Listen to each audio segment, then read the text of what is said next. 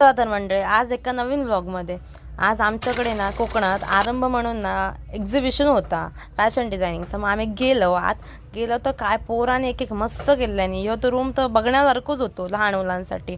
आणि ड्रेसेस बिसेस मस्तच केल्याने बघण्यासारखं होतं, एकदम हाताने सगळं सुईने काम केलेलं होतं। रात्रभर यांची मेहनत होती। कागदाची पोरगी बघा कसली मस्त, हे सगळे कपडे त्यांनी शिवलेल्याने। आणि एक एक ना तुम्ही सांगलास ना येऊन नक्कीच बघा, एक एक कपड्यांक एवढी चांगली छोटी छोटी डिझाईन केली आहे ना, काय उत्तरच नाही आहे का। आणि मस्त मस्त कानातले ज्वेलरी वगैरे पण होते। आणि हे सगळे डिझाईन वगैरे कसे शिकतं ते सगळं दाखवलं। कानातले वगैरे एकदम मस्त।